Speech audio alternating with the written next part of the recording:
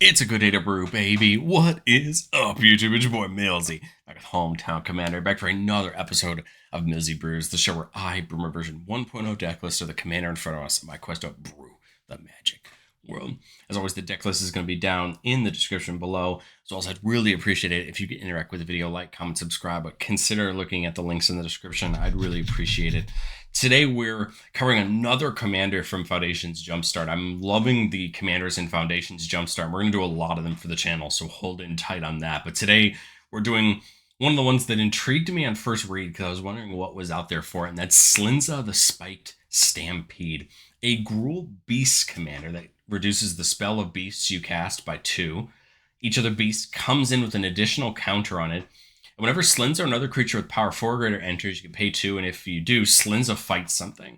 I think this is a really awesome idea. There's a ton of really good beasts out there, and they've never really had a beast-centric commander, and I think Slinza does a great job at that. And it does 2 things that I think make this really good. It reduces beasts, and there's a lot of beasts that are 5 or 6 mana that become even better for 4 mana, and it allows them to come in a little bit bigger, which means that either it can proc itself more, or you can proc things like Garruk's Uprising or Elemental Bond more, drawing more cards, getting more value, right? I think that's where Slinza really benefits what we're trying to do.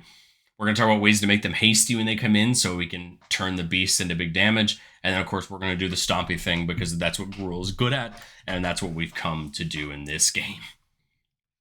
The thing to remember as we're looking at each of these beasts is take 2 off the cost because that's what Slinza does, and we're going to do the best we can to do that. Anara can protect our commander and give it indestructible on our turn. This works really well with Slinza because Slinza says you can pay 2 to fight with it. Now Slinza can fight for free, right, because it is indestructible. Baloth Woodcrasher is a 6 mana 4/4, 4 mana 4/4 with Slinza.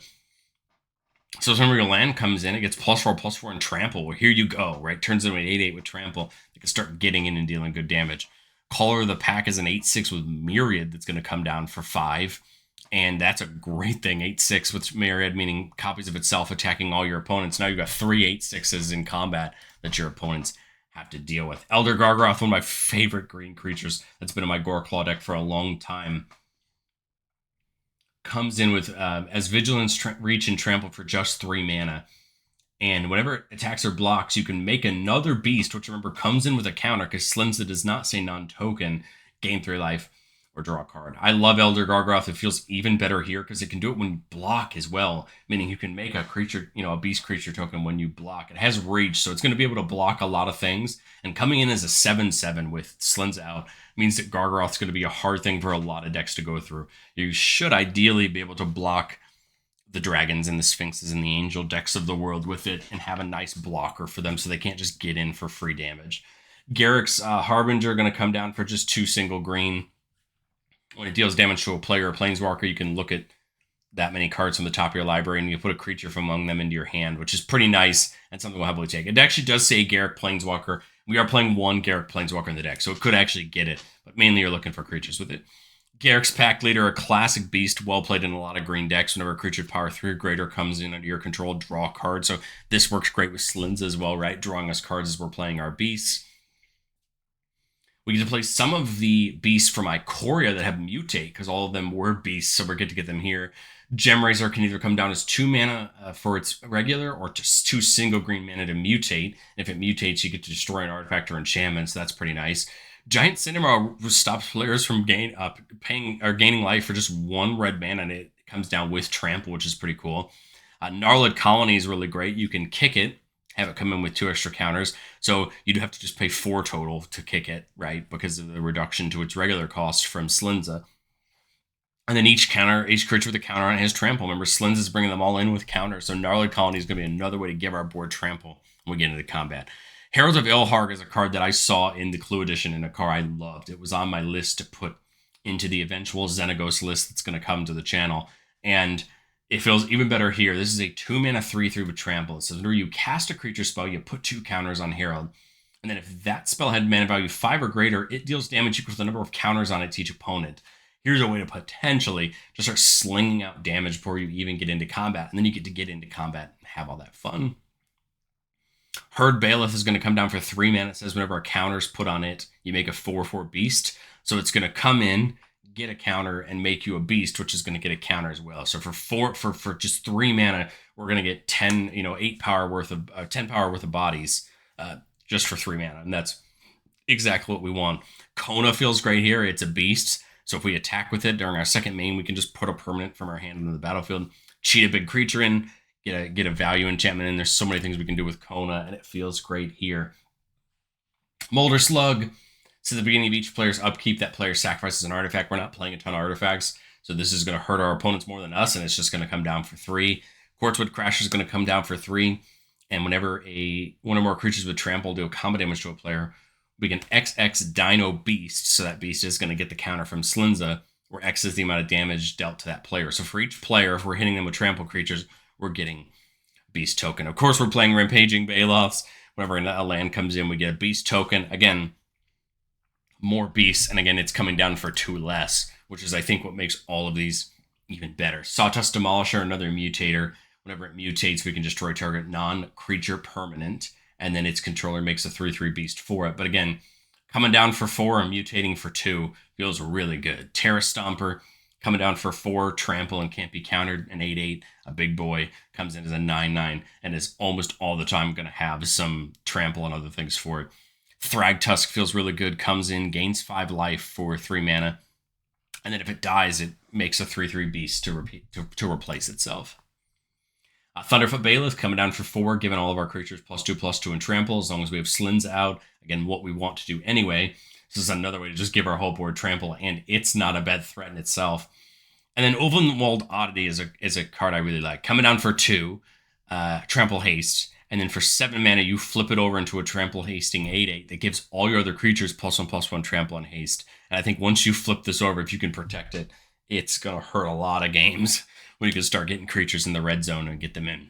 Again, I think the thing I like about Slinza so much is this is going to play as a Stampede deck. You're getting things in, you're giving them haste, you're getting into combat, and we're just going to try to pick as many beasts as we can that give us extra benefits for trying to do that.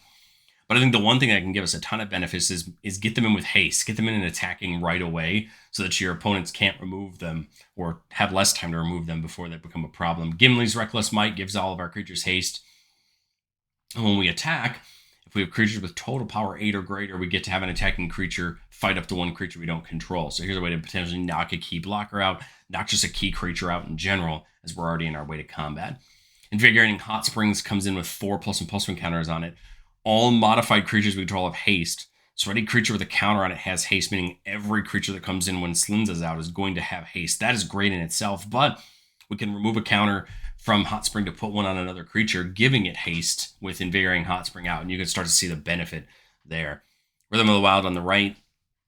Creatures, when they come in, have their choice of a +1/+1 counter or haste. This is really nice because Slinza already gives them a +1/+1 counter, so we can have them come in with haste, or if we just want to grow them, we can have them come with the counter.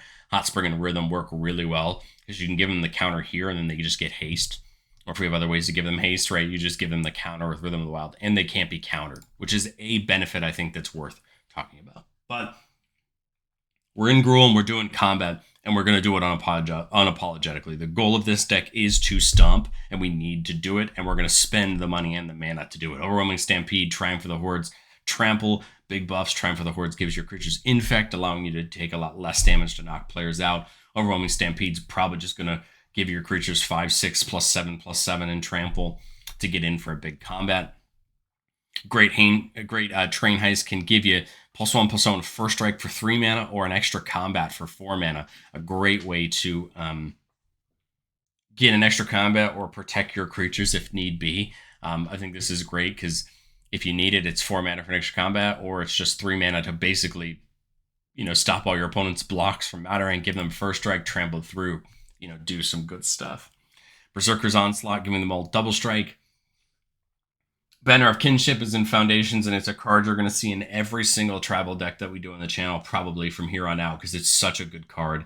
Whenever it comes in, you choose a creature type. If they and it gets a fellowship counter for each creature of that type you control. And then all creatures get +1/+1 that you control for each fellowship counter, as long as they're that type. This is great in this deck because if we already have trample floating around, any amount of buff is just going to help us, and Kinship stays around So even if you remove Slinza and all the other beasts, I still have that buff there. Beastmaster Ascension, a classic green attacking enchantment. Whenever a creature attacks, you put a quest counter on it. 7 or more quest counters get your whole board +5/+5, and we're going to keep getting stuck in. Garruk's Uprising, given the whole board trample, and then we get a really nice draw ability. Whenever a creature we control power 4 or greater enters, we're going to draw a card. So this will allow most of our beasts to come in, draw us a card, refill our hand, keep us going. Gruul Warchant, Trample, and +1/+0. So again, Menace and +1/+0. So a great way to get making sure we're hitting hard and that it takes even more for our opponents to deal with our creatures. And then Unnatural Growth, double the power and toughness of each creature we control each combat. So our combats and our opponent's combats. Unnatural Growth is very difficult to deal with when you start getting trample and other things involved. So Unnatural Growth is a card we want to see and we want to get it going.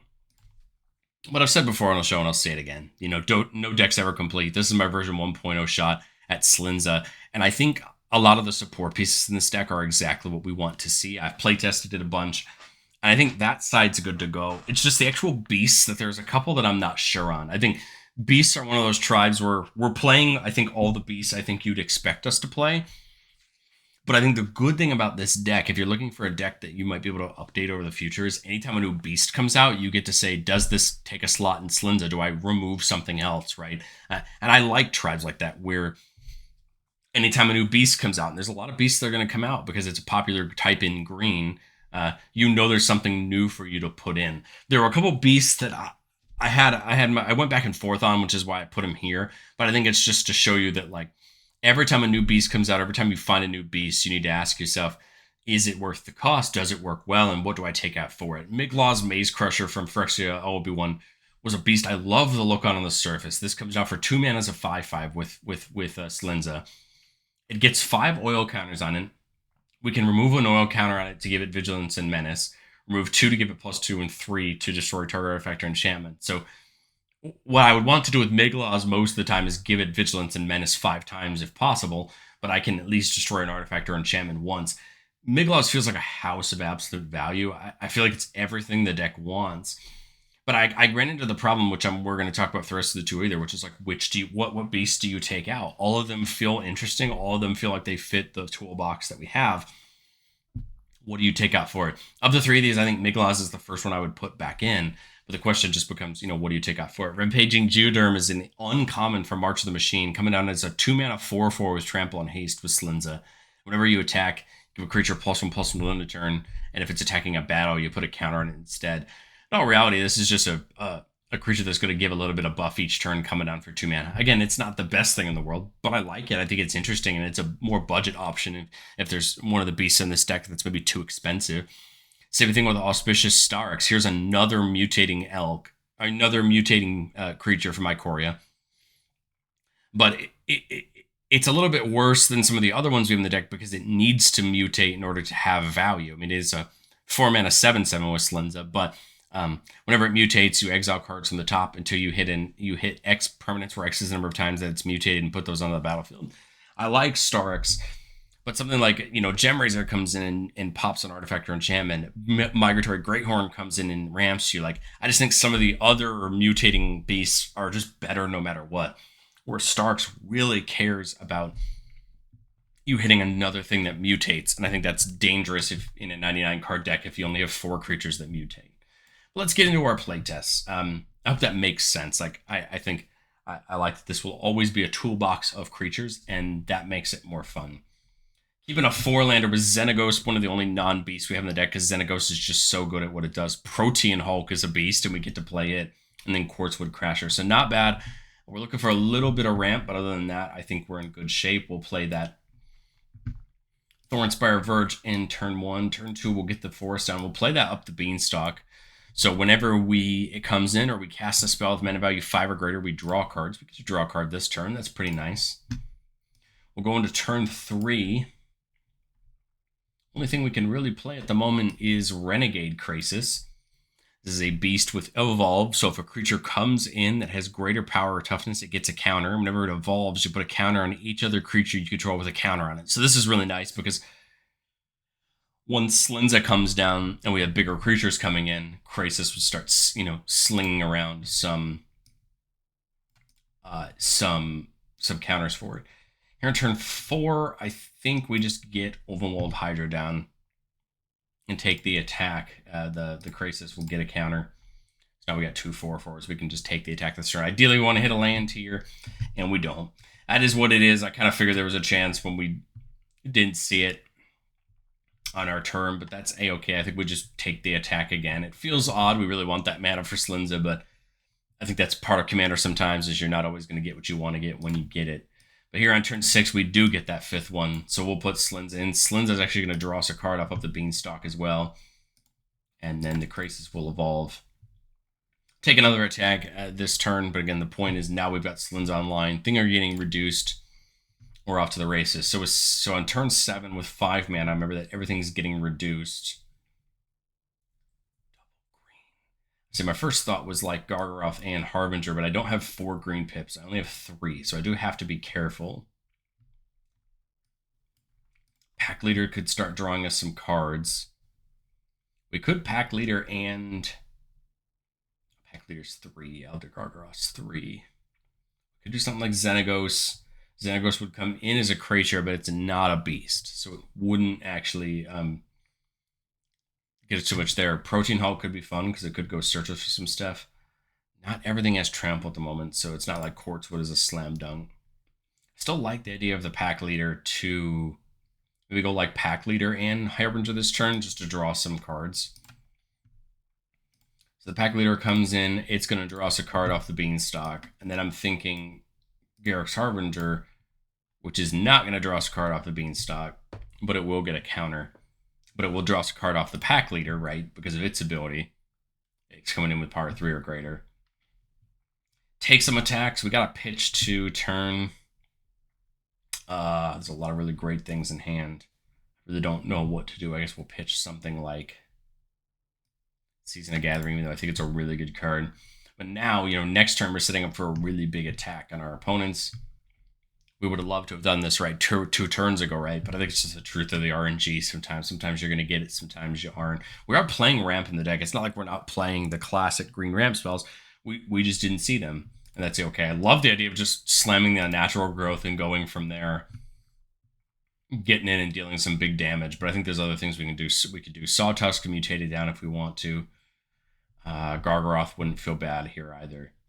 That's right, I don't have the 4th pit for a natural growth, so I can't just quite do that.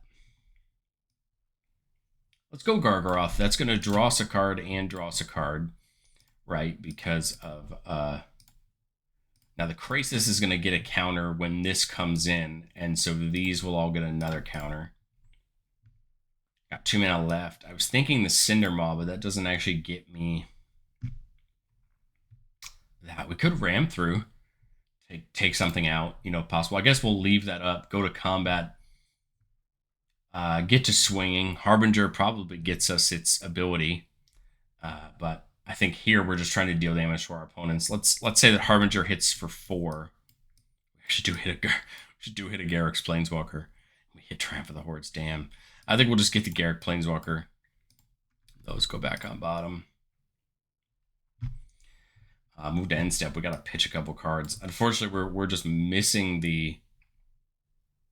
those lands that would really, really, really, really, really help us out here. I really don't know what to pitch. I guess we'll just pitch a few things. Again, here's the problem with missing out the land drop. We can ram through, I guess, on our turn to save us a card to discard. We'll take the Quartzwood back. Deal some damage to our opponents that way. But again, comes back to our turn. Of course, now we get the land on the Gruul Turf.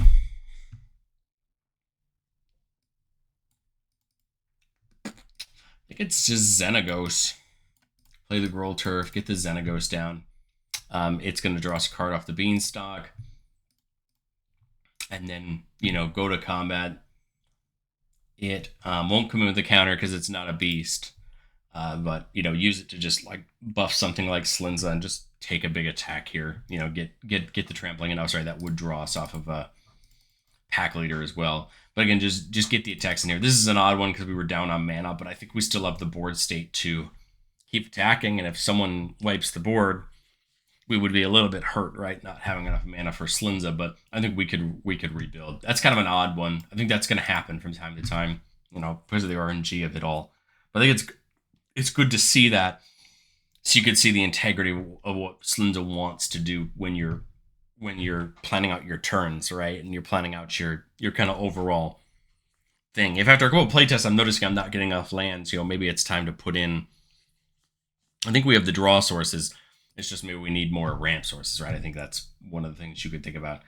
Let's get Game Trail down. It doesn't really matter if it comes in tapped or untapped because there's nothing we can do with it anyway. Same thing with that Arena of Glory.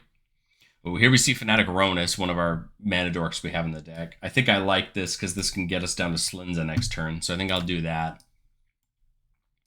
Mosswort, and then Slinza. So now if Fnatic stays up, it's tapping for 4 green, right? So this is one of those ones where we can just get rolling, right? So I've got 9 mana, 4 green.